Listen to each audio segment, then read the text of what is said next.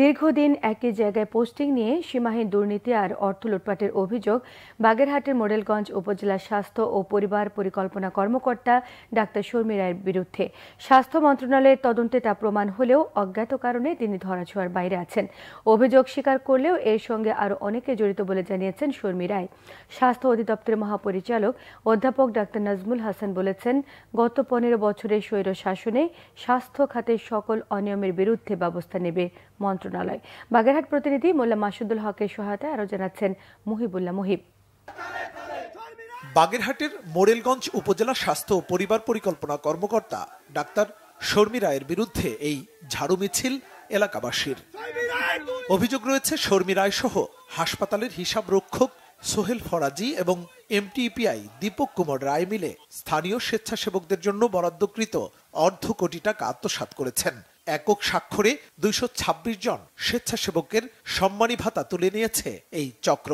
স্বেচ্ছাসেবক হিসাবে করোনাকালীন সময় যে আমরা কাজ করেছি, কাজ করার পর 1 বছর পরে আমরা শুনতে পেলাম যে এখানে একটা সরকার বরাদ্দ দিয়েছে।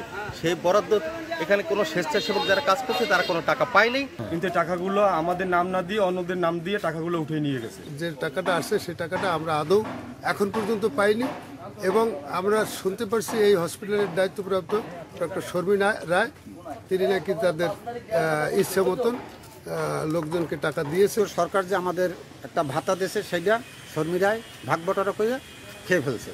এমন জালিয়াতির অভিযোগ প্রমাণিত হয়েছে স্বাস্থ্য মন্ত্রণালয়ের তদন্ত প্রতিবেদনেও।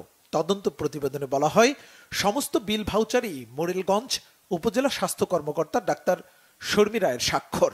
স্বেচ্ছাসেবকদের সম্মানী আত্মসাতের অভিযোগের প্রমাণ পান তদন্ত কর্মকর্তারা। পছন্দের ঠিকাদারকে ওষুধ সরবরাহের কার্যাদেশ দিয়ে নিয়মমাফিক আয়কর কর্তন না করে অতিরিক্ত বিল দেওয়ার অভিযোগও প্রমাণিত।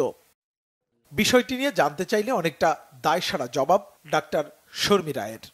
আমার কাছে কেউ কোনো ডকুমেন্টস নিয়ে আসে নাই আদ্যবধি, এবং এখানে যে সিএস স্যাররা যে আসছিল তখনও কেউ ডকুমেন্টস স্যারদের সামনে এসে শো করে নাই, বা আমার হাসপাতাল থেকে যে কাউকে নিয়োগ দেওয়া হয়েছে এরকম কোনো কাগজও আমি পাইনি। আমার মনে হয় যে এটা নিয়ে আবার করা উচিত, কথা বলা উচিত, এবং যারা এই হাসপাতালের কোনো নিয়োগ আছে কিনা এই জিনিসগুলো খতিয়ে দেখা উচিত। এত অভিযোগ প্রমাণের পরও কেন ব্যবস্থা নেওয়া হয়নি শর্মী রায়ের বিরুদ্ধে? জবাবে স্বাস্থ্য অধিদপ্তরের মহাপরিচালক বললেন, অনিয়ম ও দুর্নীতি করে ছাড় পাবে না কেউ। আমাদের স্বাস্থ্য খাত বিগত 15 বছর যাবৎ দুর্নীতির একটা আখাড়ায় পরিণত হয়েছিল এবং নতুন সরকার এসে দুর্নীতি দূরকরণ একটা বড় এজেন্ডা হিসেবে গ্রহণ করেছেন।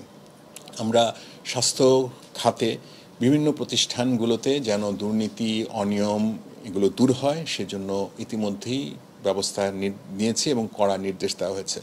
এসব দুর্নীতি তদন্তে এবং দ্রুত ব্যবস্থা নিতে টাস্ক ফোর্স গঠনের কথাও জানান স্বাস্থ্য অধিদপ্তরের মহাপরিচালক। মুহিবুল্লাহ মুহিব, বাংলা ভিশন, ঢাকা।